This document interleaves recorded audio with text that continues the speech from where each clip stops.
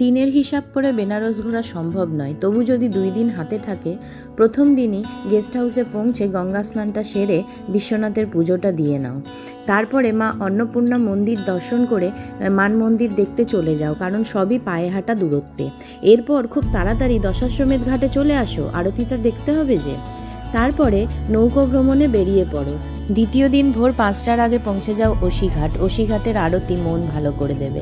এরপর নৌকা থেকে দেখে নাও সূর্যোদয়। ব্রেকফাস্ট সেরে ফেলো, চলে যাও বিসমিল্লাজির বাড়িতে।